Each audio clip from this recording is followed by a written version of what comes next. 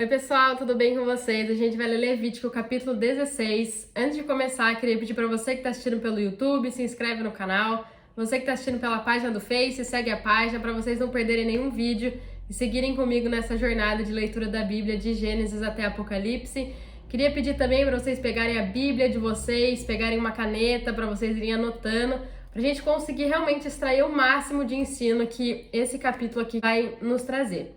Amém? Gente, o capítulo 16, ele é uma continuação do capítulo 10, né? Entre esses dois capítulos tem o capítulo 11 até o 15, onde nos fala que nós somos totalmente impuros desde o nosso nascimento, né? E como nós, né, esses seres humanos caídos, cheios de lepra, de fluxos contagiosos, né, de rebelião, poderíamos nos aproximar desse Deus Santo. Então a gente viu que é impossível.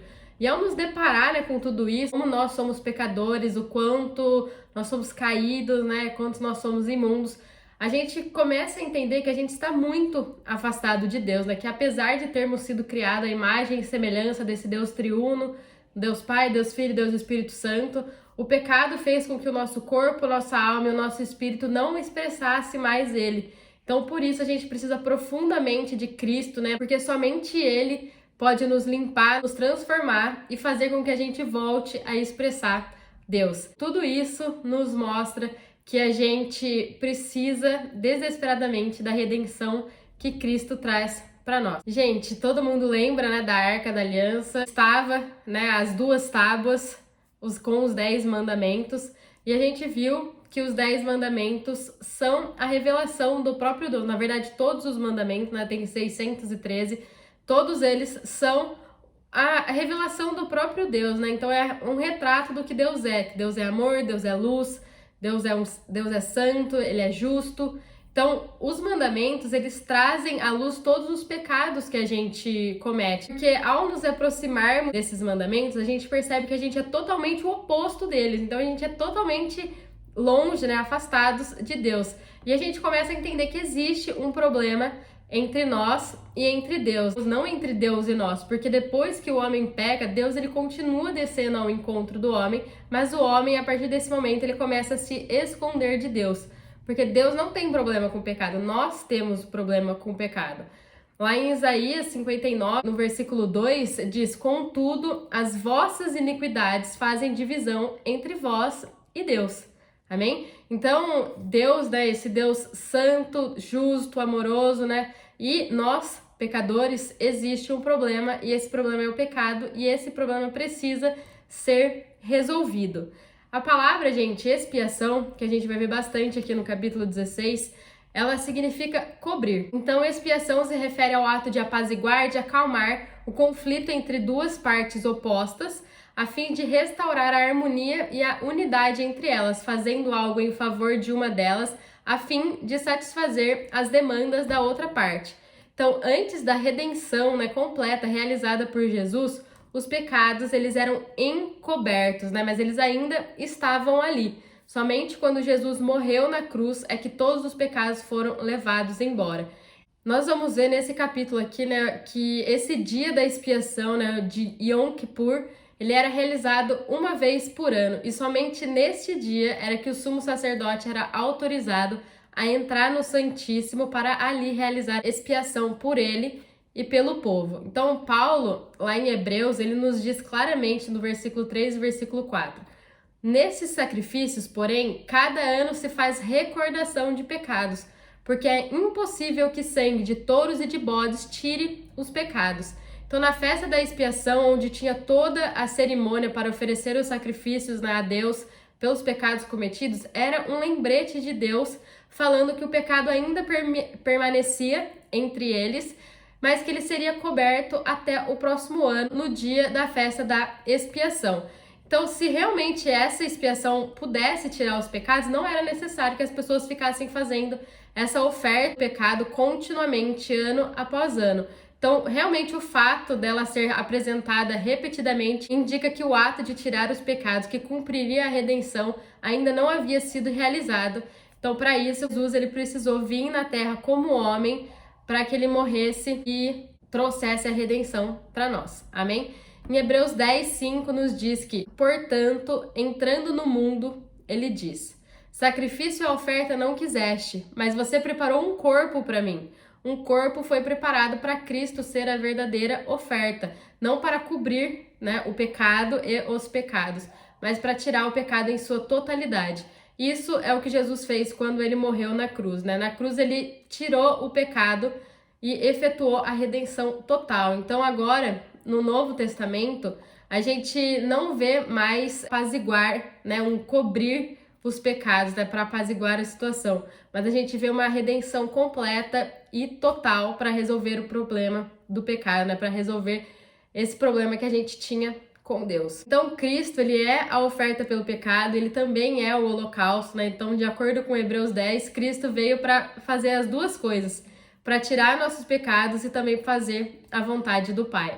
Então, Cristo veio para resolver esse problema fundamental que existia entre nós e Deus, mas ele também veio para se entregar completamente e absolutamente a Deus. Amém? Então, nesse capítulo aqui, a gente vai ver, né, um ritual para encobrir os pecados, apontando para o sacrifício completo de Cristo, que de uma vez por todas tirou o pecado do mundo. Amém? Então vamos começar a ler aqui os versículos. O Senhor falou a Moisés depois da morte dos 2 filhos de Arão, que morreram quando se aproximaram do Senhor. Disse o Senhor a Moisés: Dize a Arão, teu irmão, que não entre no Santíssimo Lugar a qualquer hora, além do véu, diante do propiciatório que está sobre a arca, para que não morra, porque eu apareço na nuvem sobre o propiciatório. Aqui a gente está vendo um link entre o capítulo 10, né, onde nos relata a morte dos 2 filhos de Arão, Nadab e Abiú, que se aproximaram de Deus de maneira inapropriada. Então isso significa que o homem, pecador, né, por causa da queda, ele não pode entrar na presença de Deus quando ele quiser, do jeito que ele quiser. Então, no tabernáculo, né, a gente já estudou sobre isso, estava o lugar santo e o santo dos santos. A mesa do pão da presença, o castiçal, o altar de incenso estavam no santo lugar, e a arca contendo os 10 mandamentos estava no santo dos santos, e havia um véu separando esses 2 lugares, mostrando realmente a separação entre Deus e entre o homem. Então, o sumo sacerdote ele podia entrar a qualquer momento, né, nesse santo lugar. No entanto, por causa da glória, né, da Shekinah, a glória de Deus que estava no Santo dos Santos, o sumo sacerdote não podia entrar a qualquer hora, porque senão ele morreria. Então a gente vai ver realmente nesse capítulo que o sumo sacerdote entrava uma vez por ano aonde estava a glória de Deus, né, onde estava a arca. Deste modo, Arão entrará no santuário com um novilho para oferta pelo pecado e um carneiro para holocausto. Então significa que ao se aproximar de Deus, o homem deve necessariamente fazê-lo por meio de Cristo, como sua oferta pelo pecado e como um holocausto. Então, nos capítulos 11 a 15, nos revelou a imagem decaída do homem, né? Esse conjunto de rebelião, de lepra, de impureza, e nessas condições o homem não pode entrar na presença de Deus, mas em Cristo, estando em Cristo, tomando Ele como nossa oferta pelo pecado, como nosso holocausto, a gente tem um novo e vivo caminho para entrarmos na presença de Deus. Então, Cristo já disse, ninguém vai ao Pai senão por mim. Então, a gente precisa estar nele para ter contato com o Pai. Amém? Vestirá ele a sagrada túnica de linho, terá os calções de linho sobre o corpo, porá um cinto de linho e se cobrirá com um turbante de linho. Essas são as vestes sagradas, por isso ele se banhará com água antes de vesti-las. Então isso significa que todo aquele que se aproxima de Deus deve tomar Cristo como justiça e santidade, a fim de cobrir todo o seu ser e expressar Cristo. Então todas as vestes de linho que Arão deveria usar simbolizam a justiça e a santidade de Deus, que são o próprio Cristo. Então, portanto, o fato de Arão estar vestindo essas vestes tipifica o fato de que hoje nós estamos revestidos de Cristo. Nós precisamos expressar cada vez menos os nossos pecados e a nós mesmos e expressar cada vez mais Cristo, né, para que nós morramos e Ele cresça em nós. E o se banhar de água aqui é que a gente precisa estar nos lavando diariamente com a palavra, porque somente ela, que é o próprio Cristo, é o Verbo que se fez carne, é que nos santifica e nos transforma e nos faz cada vez mais semelhantes a Ele. Amém? A congregação dos filhos de Israel tomará 2 bodes para oferta pelo pecado e um carneiro para holocausto. Então isso significa que a pessoa, ao entrar na presença de Deus e servi-lo, deve primeiro experimentar pessoalmente Cristo como essas duas ofertas. Então primeiro a gente experimenta Cristo e depois a gente ministra aos outros, né, para que eles também possam experimentar aquilo que a gente já desfruta. O Arão trará um novilho da sua oferta pelo pecado e fará expiação por si e pela sua casa. Então Arão, ele deveria oferecer um novilho da oferta pelo pecado para fazer expiação por si mesmo e pela sua casa. Também tomará ambos os bodes e os porá perante o Senhor na entrada da tenda da consagração. Arão lançará sorte sobre os 2 bodes, um pelo Senhor e outro pelo bode emissário, também chamado de bode Azazel. Arão fará chegar o bode sobre o qual cair a sorte pelo Senhor e o oferecerá como oferta pelo pecado. O bode escolhido por sorte era como o bode emissário, porém será apresentado vivo diante do Senhor para fazer com ele expiação, a fim de ser enviado ao deserto como bode emissário. Então aqui toda essa cerimônia acontece uma vez por ano, né, no dia da expiação, também chamado de Yom Kippur. O sumo sacerdote vinha para expiar os pecados dele e de toda a nação. Então isso era contínuo, a cada ano eles tinham que fazer, porque a gente já viu que expiar, né, significa cobrir os pecados. Então esse sacrifício aponta para o sacrifício perfeito de Cristo, porque no momento em que os 2 bodes eram apresentados, eles falam sobre as 2 naturezas do sacrifício de Cristo. Então, ao mesmo tempo que ele é o sacrifício que paga o preço, ele é o sacrifício que liberta aquele que foi atingido por esse seu sacrifício. Então, quando Jesus morre, ele expia as nossas culpas, os nossos pecados e nos liberta da condenação. Então, o bode solto é a nossa natureza, a nossa nova natureza, que foi regenerada, redimida, que está livre. Então, Jesus traz em si tanto a natureza do bode, que leva toda a culpa, quanto daquele que também nos liberta. Amém? Arão trará o novilho da oferta pelo seu pecado e fará expiação por si e pela sua casa. Imolará o novilho da oferta pelo seu próprio pecado. Então, Arão foi instruído a fazer expiação por si e pelo povo. Então, todo mundo tinha um problema com Deus e precisava fazer algo para acalmar o conflito que existia, a fim de ter paz com Deus. Então, a gente tinha uma dívida com Deus que precisava ser quitada. Então, o fato de Arão ter oferecido primeiro a oferta por ele, né, pela sua casa, significa que ele precisava receber Cristo como essas 2 ofertas para ser sacerdote e servir a Deus. Então, primeiro ele tinha que tirar, né, expiar o pecado dele e da sua casa, para depois expiar o pecado do resto da congregação. Tomará também um incensário cheio de brasas do fogo do altar diante do Senhor, e tomará 2 punhados de incenso aromático moído e levará tudo para trás do véu. Porá o incenso sobre o fogo perante o Senhor, e a nuvem de incenso cobrirá o propiciatório que está sobre o testemunho, para que não morra. Então isso significa que em sua ressurreição, Jesus ele se tornou uma fragrância agradável por ser o meio e a proteção que nos permite nos aproximar de Deus e sermos aceitos por ele, né, sem ter que morrer, sabe? Então, para que a gente possa ser redimido, Cristo ele foi a oferta, né, oferecida no altar do pátio, para que a gente fosse aceitos por Deus. Cristo ele é esse incenso que é queimado no altar de incenso, né, o altar de ouro que está no santo lugar, com esse fogo que estava vindo do altar do pátio. Amém? Então aqui a gente viu que Arão, para ele entrar, ele deveria soltar esse incenso sobre a arca até que ele não conseguisse ver o propiciatório, e aí ele podia entrar para que ele não morresse. Tomará do sangue do novilho e com o seu dedo o espargirá sobre a frente oriental do propiciatório, e perante o propiciatório espargirá 7 vezes do sangue com o seu dedo. Depois imolará o bode da oferta pelo pecado do povo e trará o seu sangue para trás do véu. Fará com o seu sangue como fez com o sangue do novilho. O espargirá sobre o propiciatório e diante do propiciatório.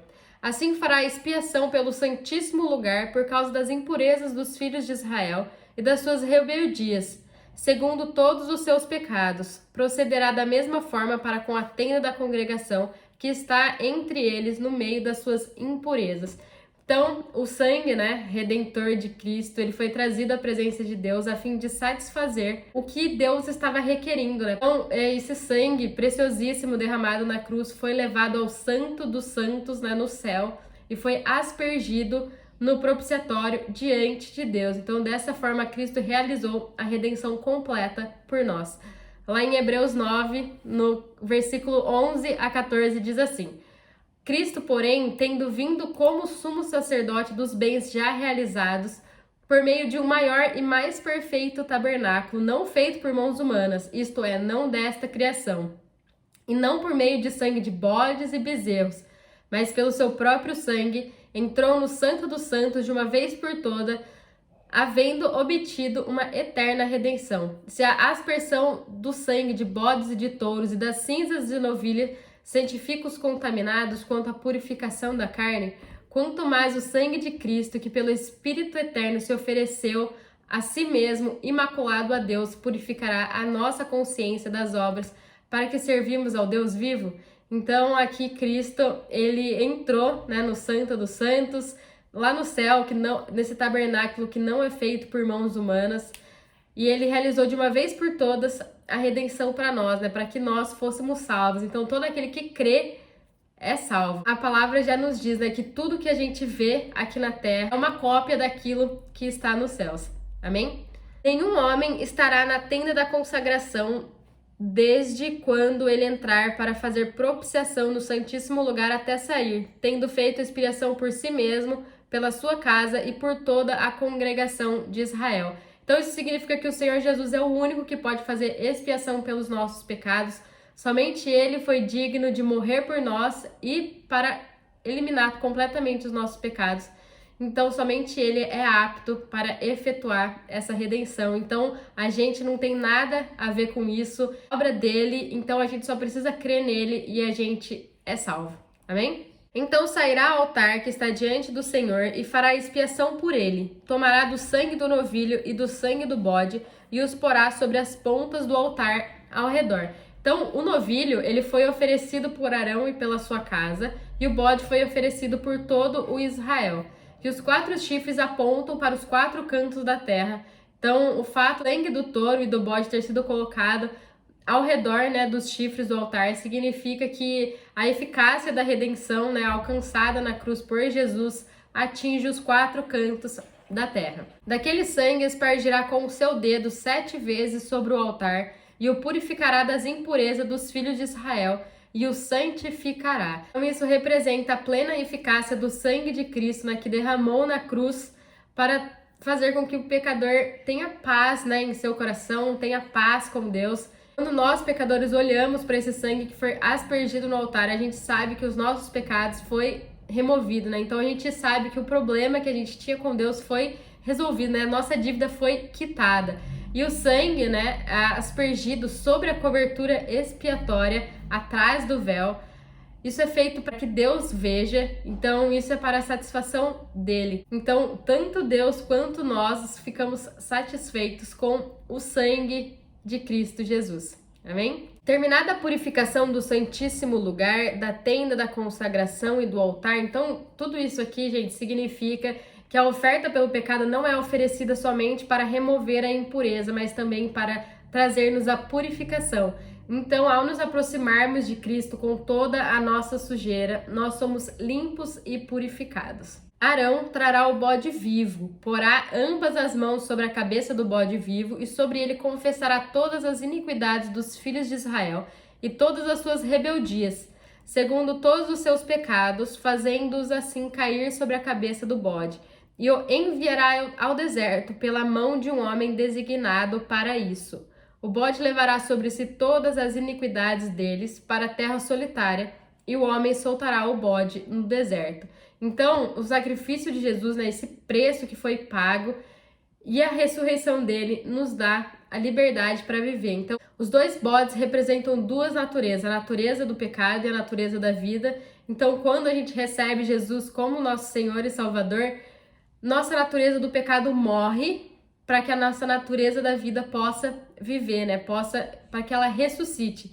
Então, um sacrifício com 2 características, né? Um de expiar, de pagar nossa dívida, e o outro de nos libertar. Então, todo aquele que é atingido pelo sacrifício de Jesus, ele é livre do pecado. Depois Arão entrará na tenda da consagração, tirará as vestes de linho que havia vestido antes de entrar no Santíssimo Lugar e ali as deixará. Banhará o corpo em água no santo lugar e vestirá suas vestes. Então sairá e preparará o seu holocausto e o holocausto do povo e fará expiação por si e pelo povo. Isso significa que depois de receber a redenção efetuada por Jesus, de ter resolvido o nosso problema com o pecado, ainda precisamos da purificação do Espírito, né, para que a gente possa tomar Cristo como o nosso holocausto e assim viver absolutamente rendidos a Deus por meio da vida de Cristo.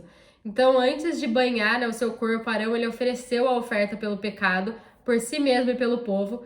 Então, depois do banho, ele ia ao altar para oferecer o holocausto por si e pelo povo. Então, a oferta do pecado tem o propósito de nos levar ao holocausto.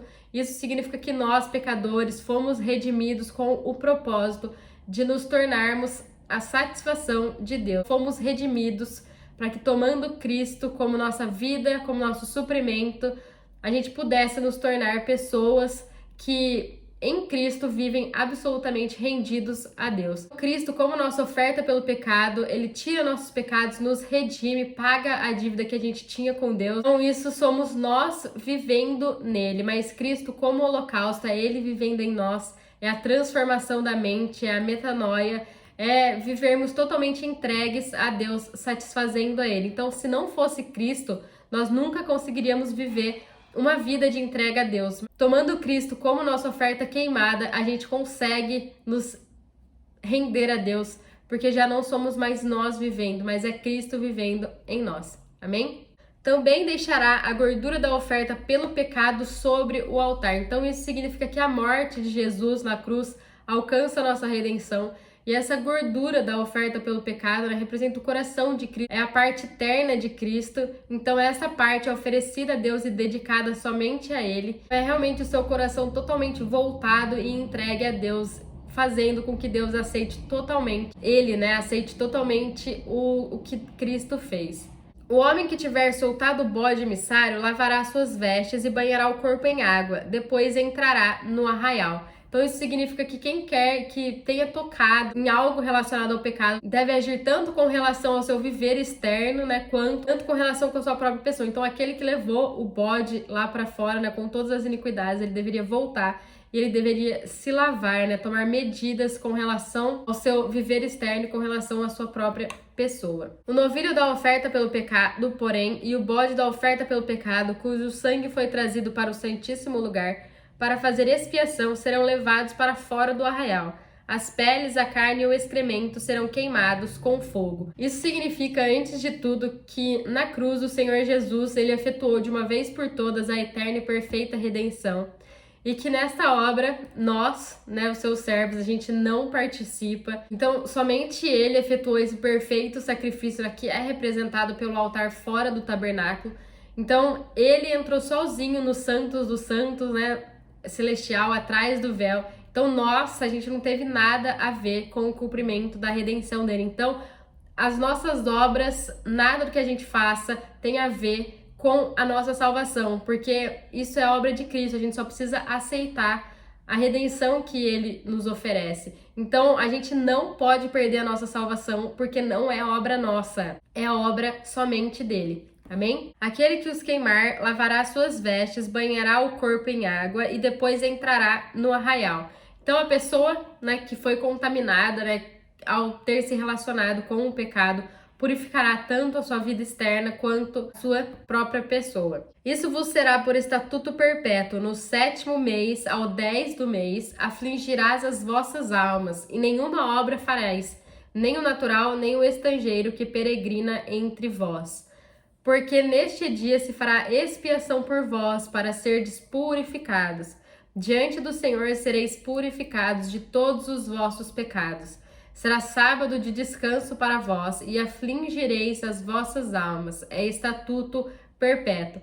Afligir a nossa alma, né, significa se lamentar, se arrepender dos nossos pecados. A redenção foi completamente realizada por Cristo, então não há mais nada que nós seres humanos possamos fazer. A gente só deve apenas descansar nessa obra redentora dele. Então a gente não precisa trabalhar para conquistar a nossa redenção, a gente não precisa trabalhar para conquistar a nossa salvação, porque Cristo ele já realizou tudo no nosso lugar. Então, aceitando o sacrifício dele, nós somos salvos. Amém? O sacerdote que for ungido e ordenado para administrar o sacerdócio no lugar de seu pai, fará expiação, porá as vestes sagradas de linho e fará expiação pelo santíssimo lugar, pela tenda da consagração e pelo altar, pelos sacerdotes e por todo o povo da consagração. Isto vos será por estatuto perpétuo para fazer expiação pelos filhos de Israel, de todos os seus pecados, uma vez por ano, e fez Arão como o Senhor ordenara a Moisés. Isso significa que a oferta não poderia tornar o homem perfeito, então era apenas uma sombra dos bens que haveriam de vir. Lembrando que o Velho Testamento são sombra das coisas que haveriam de vir. Então este sacrifício feito uma vez por ano, no dia de Yom Kippur, nos mostra que ainda haveria de vir aquele que se entregaria de uma vez por toda, agora não mais para expiar, encobrir os pecados, mas para trazer a redenção de uma vez por todas, eliminando completamente todos os pecados. Amém? Então, gente, esse é o capítulo 16. Espero que vocês tenham gostado e que isso possa agregar cada vez mais na vida de vocês. Amém? Fiquem com Deus e até o próximo vídeo.